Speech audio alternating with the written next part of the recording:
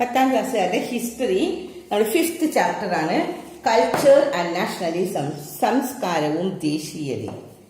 ഈ പാഠത്തില് നമ്മളിപ്പോ കഴിഞ്ഞ ക്ലാസ്സിൽ നമ്മൾ പറഞ്ഞു, ഫസ്റ്റ് ഭാഗത്തിൽ നമ്മൾ പറഞ്ഞത് നാഷണലിസം എന്താണെന്ന് പറഞ്ഞു അല്ലെ.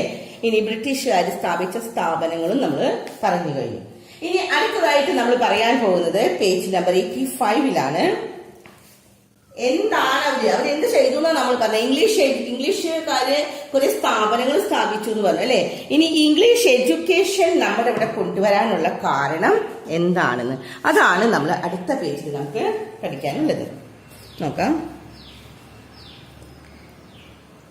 അവിടെ ഒരു കൊട്ടേഷൻ കൊടുത്തിട്ടുണ്ട്. ആ രീതിയ കൊട്ടേഷൻ ആണെന്ന് നോക്കിയേ. ഇവിടെ ഒരു കൊട്ടേഷൻ, അതിന് മുമ്പ് ഇവിടെ കുറച്ച് പഠിക്കാനുണ്ട് കേട്ടോ. എന്താണെന്ന് നോക്കാം.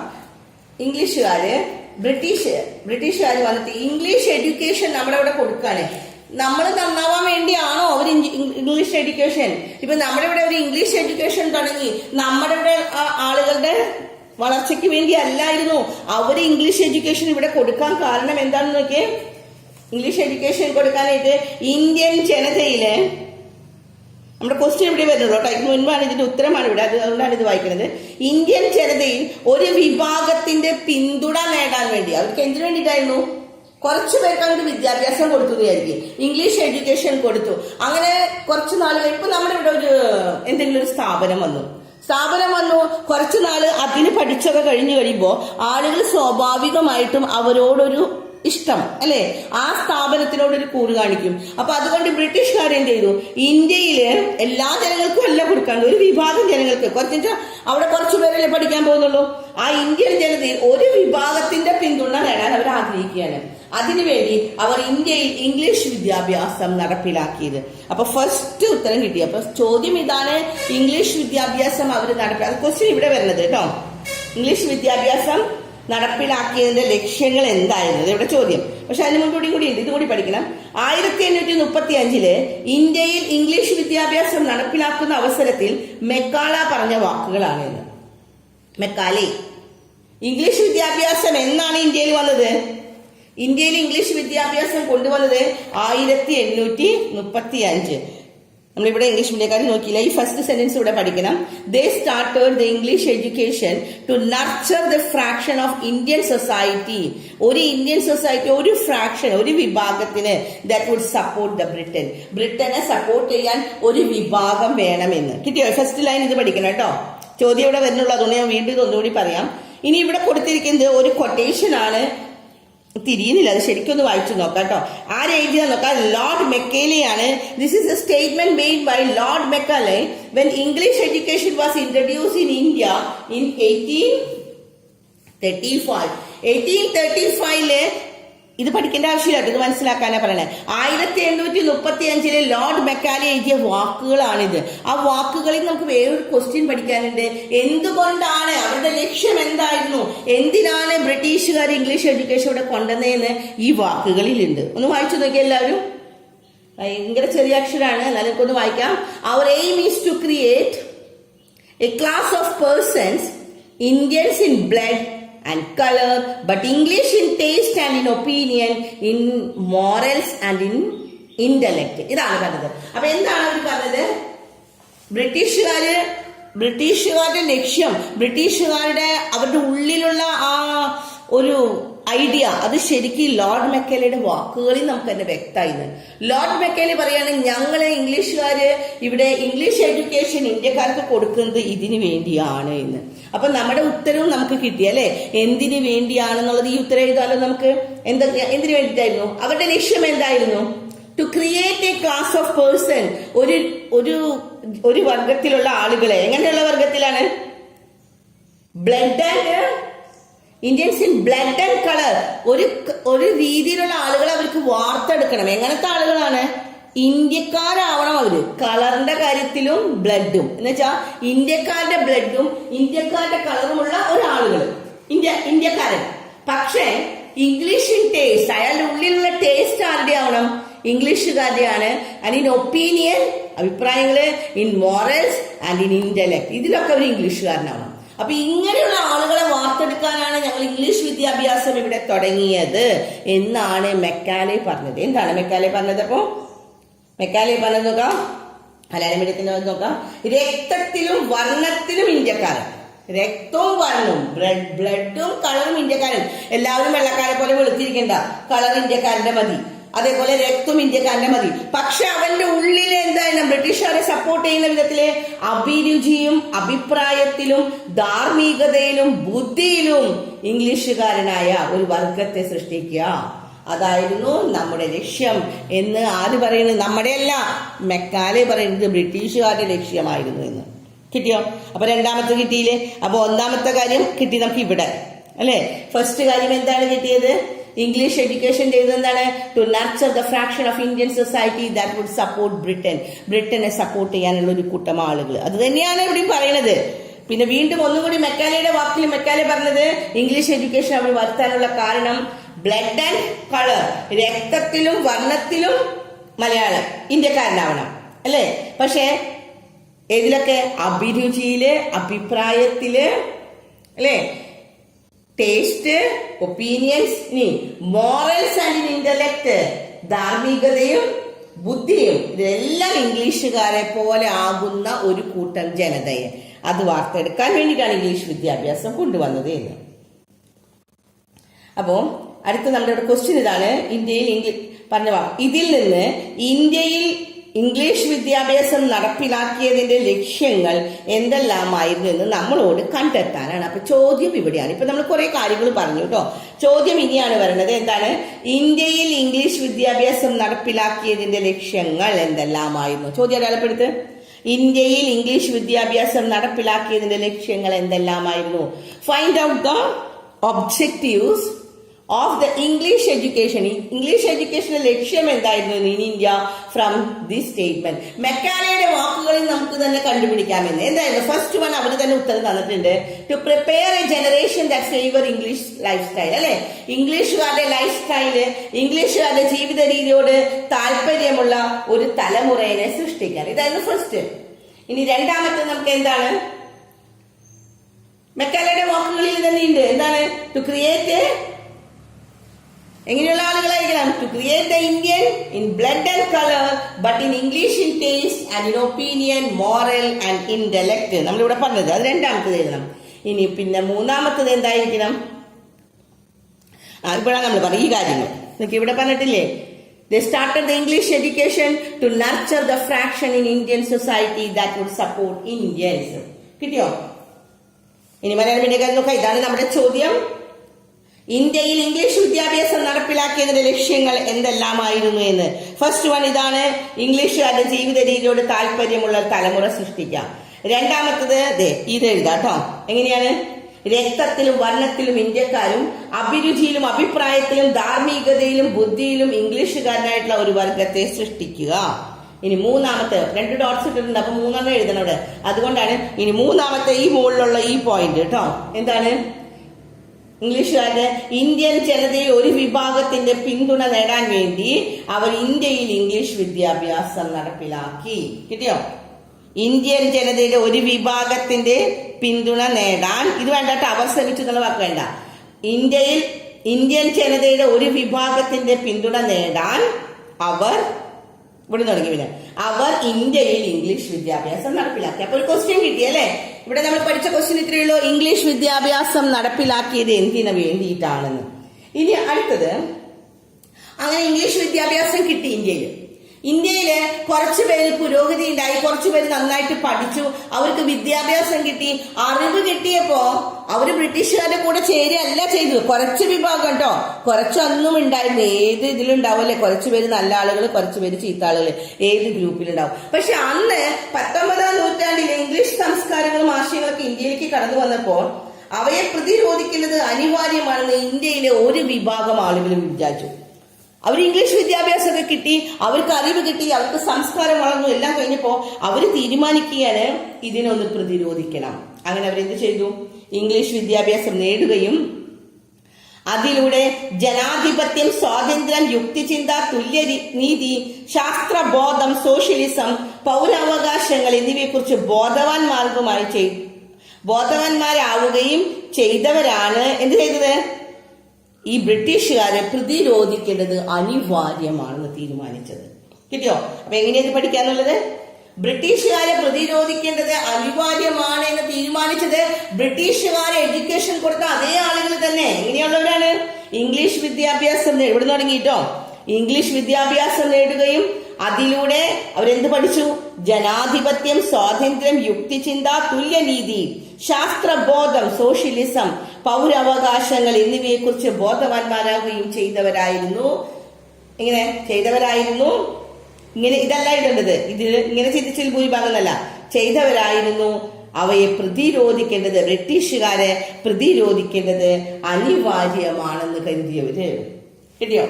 ഇനി ഇവര് നോക്കാം. Some Indian leaders found it necessary to resist this cultural invasion. ആരുടെ? The cultural invasion of ഇംഗ്ലീഷുകാരുടെ, ബ്രിട്ടീഷുകാരുടെ കൾച്ചറൽ ഇൻവേഷനെ എതിർക്കണമെന്ന് അവർ വിചാരിക്കുകയാണ്. എന്നിട്ട് അവരെന്ത് ചെയ്തു?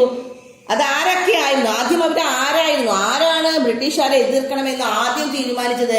ബ്രിട്ടീഷുകാരുടെ ഇൻസ്റ്റിറ്റ്യൂഷനിൽ പഠിച്ച് അവര് കൊടുത്ത അറിവ് നേടിയിട്ട് the concept like democracy, liberty, nationalism, equality, scientific temper, socialism, civil right etcetera കിട്ടിയില്ലേ? ഈ അവകാശങ്ങളൊക്കെ കിട്ടിക്കഴിഞ്ഞ്, ഈ അറിവൊക്കെ കിട്ടിക്കഴിഞ്ഞപ്പോ ബ്രിട്ടീഷുകാർക്ക് എതിരാകാമെന്ന് അവർ തീരുമാനിച്ചു. അവർ ഇന്ത്യയിൽ നിൽക്കുന്ന സമൂഹ ആചാരങ്ങളെയും അനുഷ്ഠാനങ്ങളെയും പരിഷ്കാരങ്ങളെയും അവരുടെ സഹായത്താൽ പാശ്ചാത്യ സംസ്കാരത്തിന്റെ കടന്നുകയറ്റത്തെ ചെറുക്കാൻ ശ്രമിച്ചു. അതൊന്നും പഠിക്കണ്ട കേട്ടോ, മനസ്സിലാക്കിയാൽ മതി. നമ്മളൊന്ന് സ്റ്റോറി, നമ്മൾ ഹിസ്റ്ററി ആകുമ്പോൾ നമുക്ക് എല്ലാം ഒന്നും അറിയണം, പോയിന്റുകൾ മാത്രം പഠിച്ചാൽ പോലെ. അതുകൊണ്ടാണ് ഇവിടെ പറയുന്നത്. അങ്ങനെ ബ്രിട്ടീഷുകാരെ എതിർക്കാൻ തീരുമാനിച്ചു അല്ലെ. അപ്പൊ അവരെന്ത് ചെയ്തത്? ഇന്ത്യയിൽ നിലനിന്ന സമൂഹ ആചാരങ്ങളെയും അനുഷ്ഠാനങ്ങളെയും പരിഷ്കരിക്കാനും അവയുടെ സഹായത്താൽ പാശ്ചാത്യ സംസ്കാരത്തിന്റെ കടന്നുകയറ്റത്തെ ചെറുക്കാൻ. പാശ്ചാത്യ സംസ്കാരം നമ്മുടെ ഇന്ത്യയിൽ കടന്നുകൂടാൻ തുടങ്ങി. ഇപ്പോഴായാലും ആളുകൾക്ക് വെസ്റ്റേൺ സിവിലൈസേഷൻ ആണ് അവർക്ക് ഏറ്റവും ഇഷ്ടം ഉണ്ടാവുക അല്ലെ. അതിനെ അവര് എന്ത് ചെയ്യാൻ തുടങ്ങി? എതിർക്കാൻ തുടങ്ങി. നമ്മുടെ ഇവിടെ ഇന്ത്യയിലുള്ള ആളുകളെ എതിർക്കാൻ തുടങ്ങാണ്. അത് നമ്മുടെ ഇവിടേക്ക് അങ്ങനെ കടന്നു വരണ്ട, നമ്മുടെ സംസ്കാരം നമുക്ക് മതി എന്ന് തീരുമാനിക്കുകയാണ്. അതിനായിട്ട് അവർ ഇന്ത്യൻ സമൂഹം, ഭാഷ, കല, സാഹിത്യം തുടങ്ങിയൊക്കെ ഒന്നുകൂടി നവീകരിക്കുകയാണ് ചെയ്തത്. അത് ഇന്ത്യൻ സമൂഹത്തിന് നിലനിന്ന അസമത്വങ്ങളെയും അവകാശ നിഷേധങ്ങളെയും ചെറുക്കാനും അതിലൂടെ ഇന്ത്യൻ ജനതയിൽ ഐക്യബോധം സൃഷ്ടിക്കുക. അങ്ങനെ ഇന്ത്യക്കാരിൽ ഒരു ഐക്യബോധം വന്നു. അപ്പൊ നമുക്ക് ഈ പാരഗ്രാഫിൽ ഇത്രയേ പഠിക്കാനുള്ളൂ. ഇവിടെ നോക്കാം. ഇംഗ്ലീഷ് മീഡിയക്കാര് they ventured to reform a social customs rituals prevailing in the country. കൺട്രിയിൽ അന്ന് നിലനിന്ന സോഷ്യൽ കസ്റ്റംസിനെയും റിച്വൽസിനെയും ഒക്കെ അവരൊന്ന് റീഫോം ചെയ്തു, ഒന്ന് പുനരുദ്ധീകരിക്കുക, ഒന്നുകൂടി നന്നാക്കി. They try to reform. പിന്നെ ഇതിനൊക്കെ അവർ നവീകരിച്ചു. ഇന്ത്യൻ സൊസൈറ്റിയിലെ ലാംഗ്വേജ്, ആർട്ട്, ലിറ്ററേച്ചർ ഇതൊക്കെ അവർ പുരച്ച. എല്ലാവരും ബ്രിട്ടീഷുകാരുടെ ഇതിലേക്ക് പോകണ്ട, നമ്മുടെ ഇന്ത്യയിലെ സംസ്കാരത്തിനെ ഒന്ന് നവീകരിച്ചു. It motivated to protest against inequalities and violation of the right, created a sense of unity among the people. ആളുകളിലെ യൂണിറ്റി വളർത്താൻ അതിന് സഹായിച്ചു. അപ്പൊ നമ്മൾ പറഞ്ഞു ബ്രിട്ടീഷുകാര്, നമ്മൾ എത്ര നേരം പറഞ്ഞത്, ബ്രിട്ടീഷുകാര് ഇംഗ്ലീഷ് എഡ്യൂക്കേഷൻ കൊണ്ടുവന്നു അല്ലെ. ഇംഗ്ലീഷ് എഡ്യൂക്കേഷൻ കൊണ്ടുവന്നപ്പോ ആ എഡ്യൂക്കേഷൻ കിട്ടിയ അവർ ഇംഗ്ലീഷ് എഡ്യൂക്കേഷൻ കൊണ്ടുവന്നത് എന്തിനു വേണ്ടിയിട്ടായിരുന്നു? ബ്രിട്ടീഷുകാരുടെ മനസ്സുള്ള, ബ്രിട്ടീഷുകാരുടെ പോലെ ചിന്തിക്കാൻ അല്ലെ, അവരുടെ പോലെ ചിന്തിക്കാൻ, ഇംഗ്ലീഷുകാരോട് അല്ലെങ്കിൽ ബ്രിട്ടീഷുകാരോട് ഒരു ഐക്യം തോന്നുന്ന വിധത്തിലുള്ള ആളുകളെ രൂപീകരിക്കാൻ വേണ്ടിയിട്ടാണ് അവർ ഇംഗ്ലീഷ് എഡ്യൂക്കേഷൻ വന്നത്. പക്ഷെ ഇംഗ്ലീഷ് വിദ്യാഭ്യാസം കിട്ടിയ നമ്മുടെ ആളുകൾ കുറച്ചുപേര് തീരുമാനിക്കുകയാണ് ഇങ്ങനെ ബ്രിട്ടീഷ് എഡ്യൂക്കേഷൻ നമുക്ക് വേണ്ട അല്ലെ, നമ്മൾ എന്ത് ചെയ്യാമെന്ന്. അവര് ഇതിനെ ഒന്ന് ഇംഗ്ലീഷ് എഡ്യൂക്കേഷനെ ഒന്നുകൂടി നവീകരിക്കുകയാണ് ചെയ്തത്. നമ്മുടെ ഇവിടുത്തെ സംസ്കാരത്തിനെ ഒക്കെ മാറ്റുകയാണ് ചെയ്തത്. അപ്പൊ അടുത്ത ടോപ്പിക്കാണ് നമ്മൾ ശരിക്കും തുടങ്ങുന്നത്, സോഷ്യൽ റീഫോംസ്. എന്തൊക്കെ സോഷ്യൽ റീഫോംസ് നമ്മുടെ ഇവിടെ വന്നു എന്ന്. ഫസ്റ്റ് ക്വസ്റ്റ്യൻ അതാണ്. സോഷ്യൽ റീഫോംസ് വരാനുള്ള, ഇന്ത്യയിലെ ഈ പരിഷ്കാരങ്ങളൊക്കെ വരാനുള്ള ലക്ഷ്യങ്ങൾ എന്തൊക്കെയായിരുന്നു, അവരുടെ ഒബ്ജക്റ്റീവ്സ് നോക്കാം. ഫസ്റ്റ് ഭാഗത്തിൽ ഇന്ത്യൻ ജനതയിൽ വളർന്നു വന്ന സ്വതന്ത്ര ചിന്ത, ആധുനികവൽക്കരണത്തോടുള്ള താല്പര്യം, യുക്തിചിന്ത എന്നിവ 19ാം നൂറ്റാണ്ടിൽ വ്യത്യസ്ത സാമൂഹിക പരിഷ്കരണ പ്രസ്ഥാനങ്ങളുടെ ആവിർഭാവത്തിന് വഴിതെളിച്ചു എന്ന്. എന്താണ് കാരണം? Social reforms in 19th century ആണ് നമ്മളിവിടെ പഠിക്കാൻ പോകുന്നത് കേട്ടോ. 19th സെഞ്ചുറിയിൽ അതിലെ മെയിൻ ഒബ്ജക്റ്റീവ്സ് ഇവിടെ വരുന്നത്. അതിന് മുമ്പ് ഇത് നോക്കാം. Liberal outlook, passion for modernisation and rationalism nurtured the Indian society in 19th century, paved the way for the emergence of various social reforms movement. അപ്പോൾ various social reform movement 19th century ഉണ്ടാവാനുള്ള കാരണം എന്തായിരുന്നു? ഏതൊക്കെയായിരുന്നു? ആളുകളിൽ വളർന്നു വന്ന സ്വതന്ത്ര ചിന്ത അല്ലെ, അവരുടെ ലിബറൽ ഔട്ട്ലുക്ക്, സ്വതന്ത്രമായിട്ട് അവർ ചിന്തിക്കാൻ തുടങ്ങി. പിന്നത്തെ എന്താണ്? പാഷൻ ഫോർ മോഡേണൈസേഷൻ, ആധുനിക വൽക്കരണത്തിനുള്ള താല്പര്യം. പിന്നത്തെ എന്താണ് പണ്ട്? അവരുടെ റാഷണലിസം, യുക്തിചിന്തയാണ്. ഇതൊക്കെയാണ് 19ാം നൂറ്റാണ്ടില് സാമൂഹ്യ പരിഷ്കരണ പ്രസ്ഥാനങ്ങളുടെ തുടക്കത്തിന് കാരണമായത്. ഇനി ഇതിന്റെ നമുക്ക് ഇവിടെ ഇതാണ് പഠിക്കാനുള്ളത്. ഇന്ത്യയിലെ സാമൂഹ്യ പരിഷ്കരണ പ്രസ്ഥാനങ്ങൾക്ക് പ്രധാനമായി 2 ലക്ഷ്യങ്ങൾ. ചോദ്യം അടയാളപ്പെടുത്തട്ടോ. ഇന്ത്യയിലെ സാമൂഹ്യ പരിഷ്കരണ പ്രസ്ഥാനത്തിന് പ്രധാനമായി 2 ലക്ഷ്യങ്ങൾ. ദ 2 മെയിൻ ഒബ്ജക്റ്റീവ്സ് എന്തിനു വേണ്ടിയിട്ടുള്ളതാണ്? That paved the way for the emergence of social reforms. Social reform movements ഉണ്ടാവാനായിട്ടുള്ള 2 ഒബ്ജക്റ്റീവ്സ്, 2 ലക്ഷ്യങ്ങൾ ഇതൊക്കെയായിരുന്നു എന്ന്. എന്തിനു വേണ്ടിയിട്ടാണ് സോഷ്യൽ റിഫോംസ് ഇന്ത്യയിൽ ഉണ്ടായത്? അതിന്റെ 2 മെയിൻ ഒബ്ജക്റ്റീവ്സ് കിട്ടിയോ? ചോദ്യം കിട്ടിയില്ലേ? ഇനി ഉത്തരം നോക്കാം. ഇതായിരുന്നു എന്താണ്? ഇന്ത്യൻ സമൂഹത്തിൽ നിലനിൽക്കുന്ന വിവിധ അനാചാരങ്ങളെ എതിർക്കുക. ഫസ്റ്റ് ലക്ഷ്യം എന്തായിരുന്നു? ഇന്ത്യയിൽ നിലനിന്നിരുന്ന അനാചാരങ്ങൾ ഉണ്ടായിരുന്നു, അതിനെ അങ്ങ് എതിർക്കുക എന്ന്. To eradicate the evils. Eradicate ചെയ്യാൻ എന്താണ്? ഒപ്പോസ് ചെയ്യുക, എതിർക്കുക. Evils and superstitions. ഈവിൾസ് തിന്മകളും തെറ്റുകളും, ആൻഡ് സൂപ്പർസ്റ്റിഷ്യൻസ് അന്ധവിശ്വാസങ്ങളൊക്കെ that existing in Indian society. Indian സൊസൈറ്റിയിൽ ഉണ്ടായ അനാചാരങ്ങളെ, അന്ധവിശ്വാസങ്ങളൊക്കെ എതിർക്കുക. പിന്നെ രണ്ടാമത്തത് to ensure equal civil rights to education. എല്ലാവർക്കും സിവിൽ റൈറ്റ് വേണം എന്ന് അല്ലെ. എന്തിനുള്ള പൗരാവകാശമാണ്? എഡ്യൂക്കേഷന്, ട്രാവലിന്, ഡ്രസ്സ്, എന്ത് വിദ്യാഭ്യാസം നേടാനും അല്ലെങ്കിൽ എവിടെയൊക്കെ ട്രാവൽ ചെയ്യാനും ഏതൊക്കെ ഡ്രസ്സുകൾ ധരിക്കാനും എല്ലാവർക്കും ഈക്വൽ ആയിട്ടുള്ള പൗരാവകാശം, സിവിൽ റൈറ്റ് വേണം. അതായിരുന്നു അവരുടെ ഒബ്ജക്റ്റീവ്സ്. 2 ഒബ്ജക്റ്റീവ്സ് കിട്ടിയോ? എല്ലാ മനുഷ്യർക്കും വിവേചനങ്ങളില്ലാതെ വഴി നടക്കാനും വസ്ത്രം ധരിക്കാനും വിദ്യാഭ്യാസം നേടാനും. വഴി നടക്കണം, വസ്ത്രം ധരിക്കണം, വിദ്യാഭ്യാസം നേടണം. ഒരു വിവേചനമില്ലാതെ, ഇനിക്വാലിറ്റി ഉണ്ടാവരുതെന്ന്, ഈക്വൽ ആയിട്ടുള്ള സിവിൽ റൈറ്റ് വേണമെന്ന്, വിദ്യാഭ്യാസം നേടാനുള്ള പൗരാവകാശങ്ങൾ നേടിയെടുക്കുക. ഇതായിരുന്നു ലക്ഷ്യം. അപ്പൊ കിട്ടിയ ഒരു ക്വസ്റ്റ്യൻ അവിടെ ഉള്ളൂ, 2 എണ്ണം. എന്ന ഉത്തരം ദ മെയിൻ ഒബ്ജക്റ്റീവ്സ് ആണ്. എന്തിനുള്ളത്? For the emergence of social reform movements. Social reform movement, സാമൂഹ്യ പരിഷ്കരണ പ്രസ്ഥാനങ്ങൾ പ്രധാനമായും 2 ലക്ഷ്യങ്ങൾ. എല്ലാവരും പഠിച്ചു കഴിഞ്ഞു അല്ലെ? ഇനി അടുത്ത ടോപ്പിക് നോക്കാം. അന്നത്തെ ഇന്ത്യയുടെ സാമൂഹിക സാമ്പത്തിക ഘടന ഈ ലക്ഷ്യങ്ങൾ നേടുന്നതിന് അനുയോജ്യമായിരുന്നില്ല.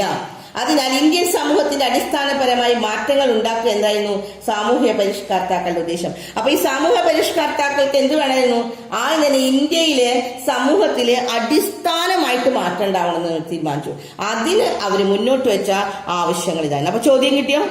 ചോദ്യം ഇങ്ങനെയാണ്: ഇന്ത്യൻ സമൂഹത്തിന് അടിസ്ഥാനപരമായ മാറ്റങ്ങൾ ഉണ്ടാക്കാൻ അവർ എന്ന് പറഞ്ഞാൽ ആരാണ്? നമ്മുടെ സമൂഹത്തിലെ സാമൂഹ്യ സാമ്പത്തിക ഘടന ഉണ്ടാക്കുന്ന ആളുകൾ അല്ലെ, അവർ മുന്നോട്ട് വെച്ച ആവശ്യങ്ങളാണ് ഇതൊക്കെ. ശരിയോ? ഇനി ഇംഗ്ലീഷ് മീഡിയക്കാരുടെ ചോദ്യം കേൾക്കാം. The reformers aimed at bringing, ഇവിടെ തുടങ്ങിട്ടോ. The reformers aimed at the bringing and about the fundamental changes in the society. ഏതൊക്കെയാണ് ഫണ്ടമെന്റൽ ചേഞ്ചസ് അവർ വരുത്തിയത് എന്ന്, ഏതൊക്കെയാണ് മുന്നോട്ട് വെച്ച ആവശ്യങ്ങൾ? ഫണ്ടമെന്റൽ ചേഞ്ചസ് വരുത്താനായിട്ട്, അടിസ്ഥാനപരമായ മാറ്റങ്ങൾ വരുത്താൻ വേണ്ടി സാമൂഹ്യ പരിഷ്കർത്താക്കള് പറഞ്ഞ കാര്യങ്ങൾ എന്തൊക്കെയാണ്? സാമൂഹ്യ പരിഷ്കർത്താക്കള് ഇവിടെ എത്ര എണ്ണം പറഞ്ഞിട്ടുണ്ട്? 2, 4, 6 കാര്യങ്ങൾ പറഞ്ഞിട്ടുണ്ട് കേട്ടോ.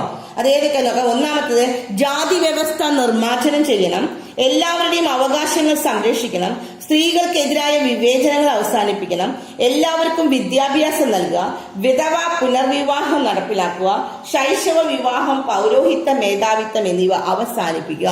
അപ്പൊ അന്നത്തെ കാര്യങ്ങളിൽ ഉണ്ടാക്കുന്ന മാറ്റങ്ങളാണ് ഈ 6 എണ്ണവും പഠിക്കണം കേട്ടോ. ഇതാണ് അവർ മുന്നോട്ട് വെച്ച ആവശ്യങ്ങൾ എന്ന്. ഇംഗ്ലീഷ് മീഡിയം നോക്കാം. Eradicating the caste system. എന്താ ഇറാഡിക്കേറ്റ്? ഞാൻ നേരത്തെ പറഞ്ഞത് ഒപ്പോസിറ്റ്, എതിർക്കുക അല്ലെ. കാസ്റ്റ് സിസ്റ്റത്തെ, ജാതി വ്യവസ്ഥേനെയൊക്കെ ആദ്യം തന്നെ എതിർക്കണം എന്ന് പറഞ്ഞു. പിന്നെ protect the right of all, എല്ലാവരുടെയും അവകാശത്തിനെ സംരക്ഷിക്കണം. Then eliminate the discrimination, eliminate ചെയ്യാം, അവസാനിപ്പിക്കണം, ഒഴിവാക്കണം. എന്താണ്? ദ ഡിസ്ക്രിമിനേഷൻ അഗെയിൻസ്റ്റ് വുമൺ, സ്ത്രീകൾക്കെതിരായിട്ടുള്ള ആ വിവേചനം അങ്ങോട്ട് മാറ്റണം. സ്ത്രീ ആണെന്ന് പറഞ്ഞൊരു മാറ്റിതിരിപ്പ് അത് വേണ്ട എന്ന്. പ്രൊവൈഡ് എഡ്യൂക്കേഷൻ ടു ഓൾ, എല്ലാവർക്കും വിദ്യാഭ്യാസം കൊടുക്കണം. പിന്നെ പ്രൊമോട്ട് വിഡോ റീമാരേജ്, വിഡോസ് വിധവകൾ റീമാരേജ്, അന്നൊക്കെ വിധവകൾക്ക് മാരേജ് ചെയ്യാൻ പറ്റില്ല, പക്ഷെ അതിനെ പ്രൊമോട്ട് ചെയ്തു, വിഡോസ് വിവാഹം കഴിക്കണമെന്ന്. പിന്നെ അന്നുണ്ടായതാണ് നമ്മുടെ ഇതല്ലേ എന്താ ചൈൽഡ് മാരേജ് ഒക്കെ. അപ്പോ ആ ചൈൽഡ് മാരേജിനെ അബോളിഷിംഗ് ചെയ്യണം, abolishing the child marriage and eliminate the supremacy of the ക്ലർജിയുടെ പൗരോഹിത്യരുടെ അവരുടെ മേധാവിത്വം അങ്ങോട്ട് അവസാനിപ്പിക്കണം. ഇതൊക്കെയാണ് പറഞ്ഞത്. ഇനി അതിനുള്ള കുറച്ച് ലീഡേഴ്സ്, സോഷ്യൽ റീഫോംസിന്റെ ലക്ഷ്യം നമ്മൾ എന്താണെന്ന് പറഞ്ഞു. ഇനി സോഷ്യൽ റീഫോമേഴ്സ് എന്താണ് നമ്മുടെ ഇവിടെ ചെയ്യാൻ പോണെന്നുള്ള കാര്യങ്ങൾ 6 പറഞ്ഞു കഴിഞ്ഞു അല്ലെ. ഇനി ആരൊക്കെയാണ് സോഷ്യൽ റീഫോമേഴ്സ്? കുറച്ച് സോഷ്യൽ റീഫോമേഴ്സിന് നമുക്ക് ഇവിടെ പറഞ്ഞു തരുന്നുണ്ട്. അത് ആരൊക്കെയാണ് നമുക്ക് അടുത്ത ക്ലാസ്സിൽ പറഞ്ഞു തരാം. ഓക്കെ.